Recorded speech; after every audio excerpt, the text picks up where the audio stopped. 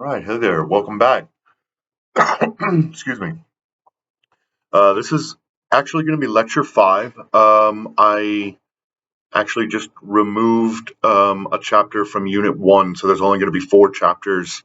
So don't be confused about my ending in the last lecture. This is going to be the start of unit two, chapter 17, Self Enforcing Democracy by Adam Jaworski, who is one of my very favorite researchers.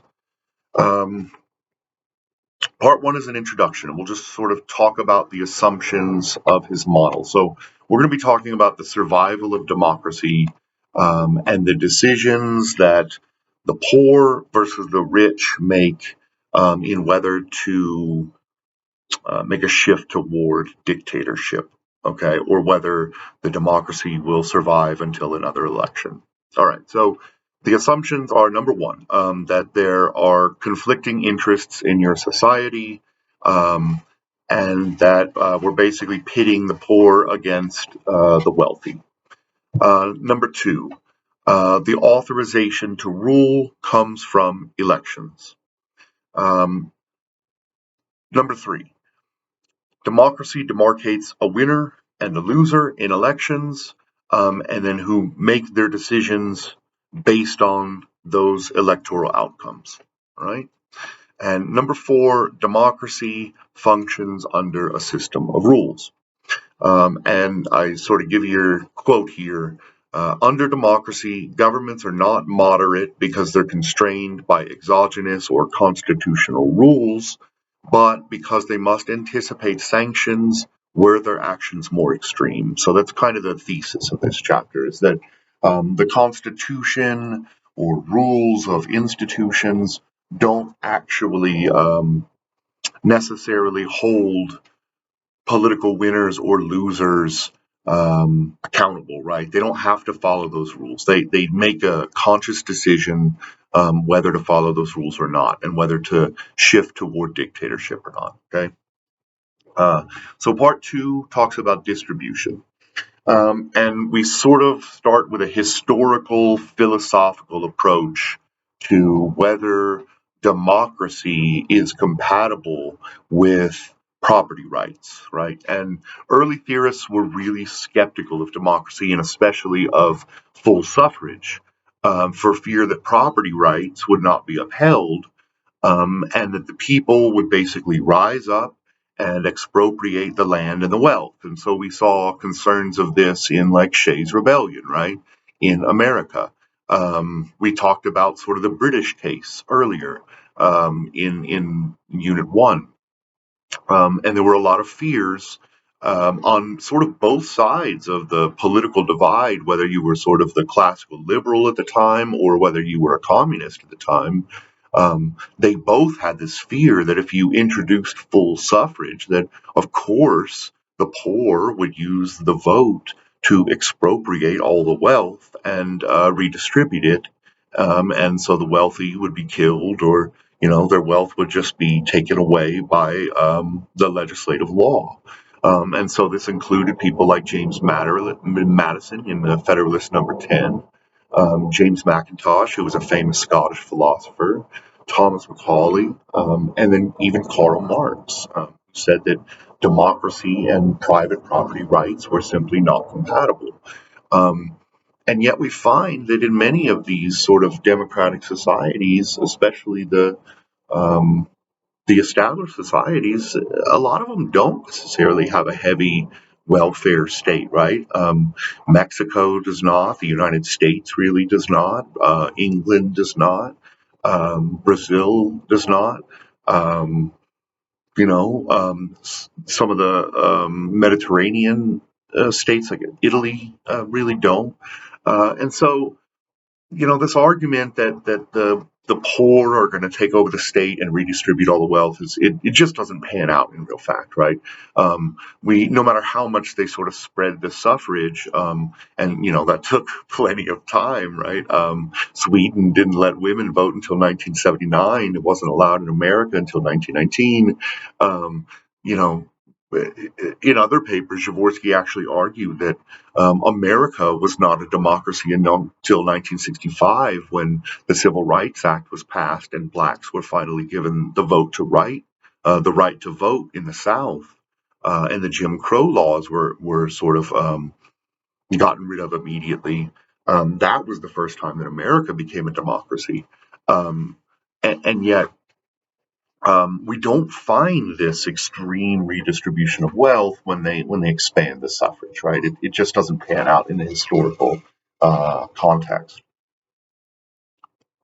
So, in one of his former papers, he's doing research with a group of researchers.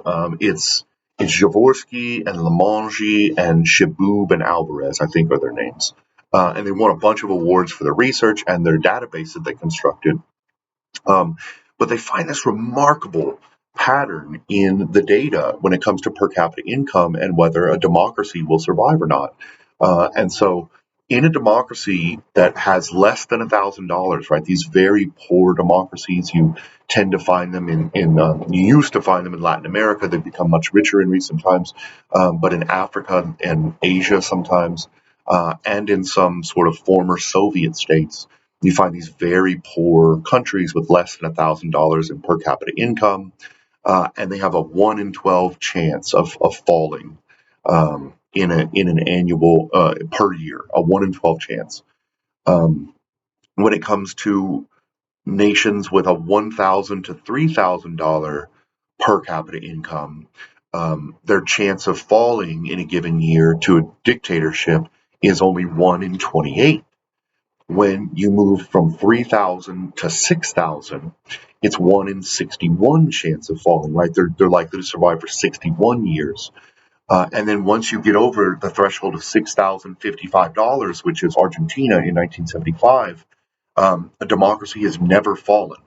Um, and so this is a remarkable statistical finding, and it's very suggestive that per capita income is widely related to the survival of your democracy, right? And so he takes this finding and he sort of builds this incentive political economy based argument, right? And so we'll move on to part three, which is the models and the results. First, he has to build in some assumptions, right? The first assumption is that decisions about redistribution of income are made in elections. All right, that's easy enough to consider.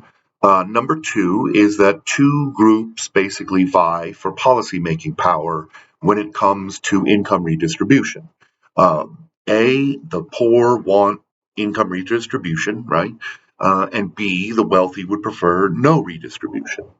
And so given this simple model, they can now decide after an election whether to abide by the results or to take over the state, basically. And they will decide to continue their democracy so long as the utility or the benefit of doing so is better off under the democracy than it would be under a dictatorship. Okay. And then they make some assumptions about your preferences as an actor. God, I'm gonna go inside. It's crazy windy. Give me a second. Thanks.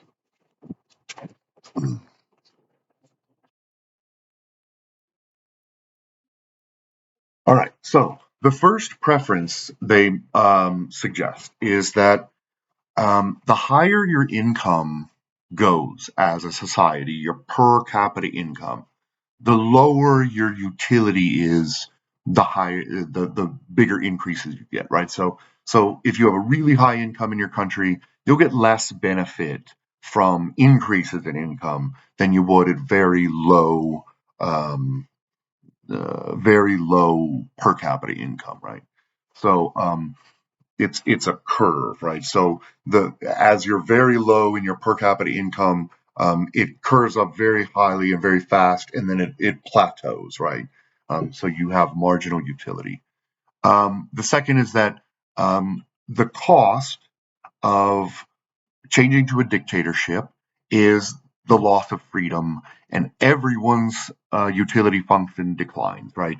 whether you're an elite or whether you're the poor, everyone has a preference for dictatorship. For democracy in society. Okay. The implications of this model are that when a nation is wealthy, losing an election just pushes the loser to indifference rather than revolt. Okay.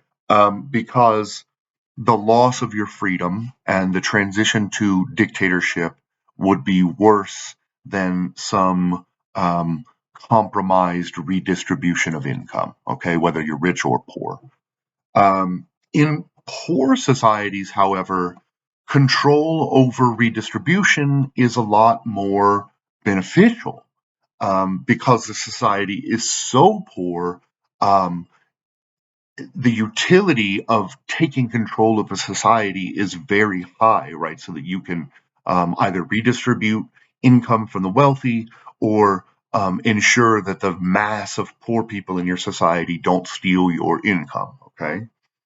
And so each country has this sort of threshold of income above which democracy will survive. Um, and they suggest that for rich countries, democracy will always survive. Whether you lose an election or not, you're going to choose democracy because there's just too much to lose to transition to a dictatorship. But in a poor country, there are two basic conditions that you have to fulfill to survive as a democracy, right? The first is that you need relative equality in your society rather than sort of wild inequality, um, because wild inequality gives the revolutionaries sort of more incentive to rebel, and it also gives the elites more incentive to sort of maybe take over the military or take over the government or just take over the state because there's too much at risk. So the more sort of spread out the wealth is, even if you're poor, the more likely you are to survive. So, an example would be South Korea after the Korean War, when they were controlled by sort of a benevolent dictator who actually treated the society pretty well, enforced property rights pretty well, invested government money well in reconstructing their manufacturing society and focusing on sort of export led economics. And so the society was relatively equal. And they transitioned to democracy and stayed democracy even though they were poor.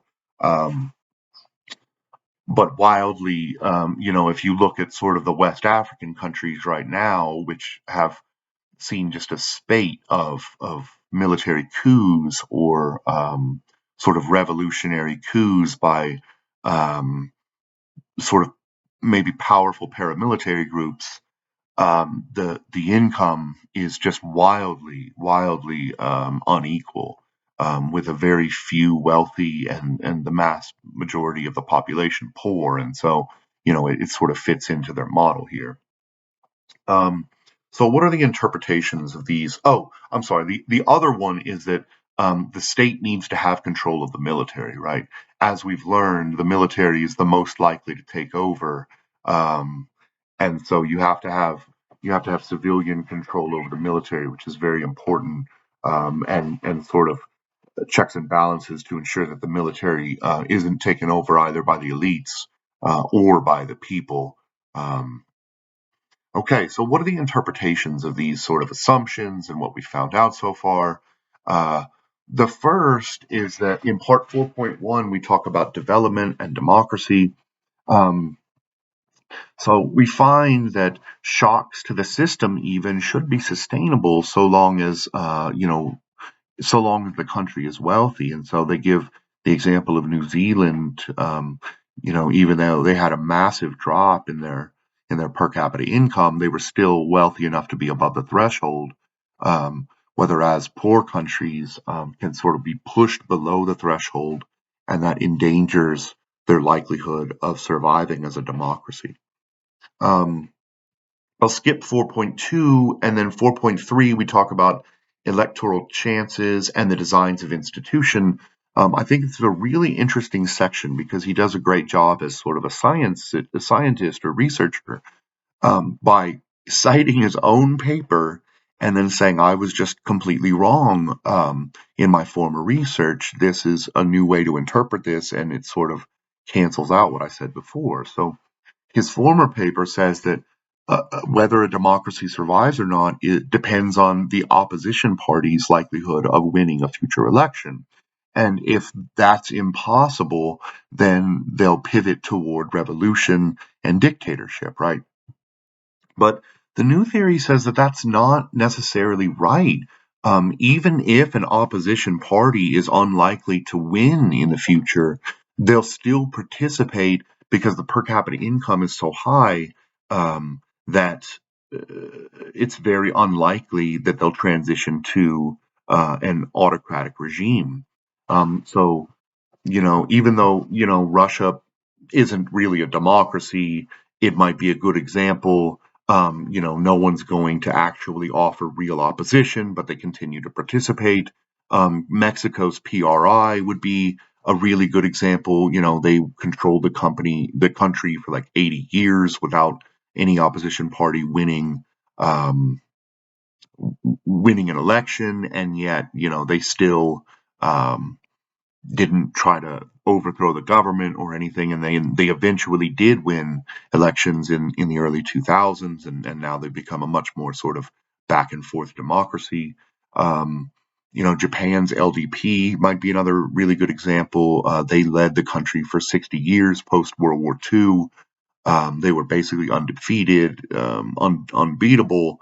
Um, and yet the opposition parties continue to participate, um, and they're a thriving democracy today.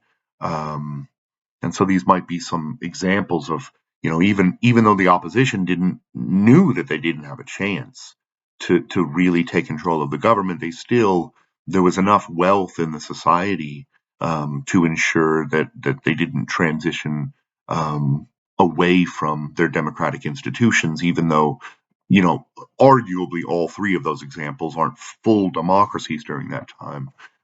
But they never transitioned to an autocracy. Well, Putin's state is. Okay, we'll skip to part 5, open issues. And then we'll just talk about part 5.1 because I'm interested in ethnic conflict. Um, so a lot of the former literature, like Donald Horowitz's famous book, basically assumes that ethnic group members vote sort of monolithically, right? They vote as a party, that all ethnic group members sort of vote for the same party, and they're all ethnically based, and that parties will form on ethnic lines. And so when there's a majority ethnic group in an ethnically divided nation, um, the ethnic group that is smaller will sort of have higher incentives to rebel and try and take over the state, right? But the data don't really play that out, right? The data suggest that not only are these countries not less stable, they're more stable. They're more likely to survive when there's sort of a majority ethnic group. And it also suggests that the larger the majority ethnic group becomes, the less likely that these groups actually vote monolithically, right? That the larger they become, the less likely it is that political parties will be based on ethnic lines. And so, even though India has become more ethnically based, it used to be sort of a model for this. If you look at like Belgium or Sweden, even America, Hispanics don't sort of rebel, or neither do they vote monolithically. So um, anyway, that's it for this chapter. The next chapter, I believe, will be what we got here. Chapter 19, The Protection of Liberty, Property, and Equality by Richard Epstein. All right. I'll see you in the next one. Have a great day.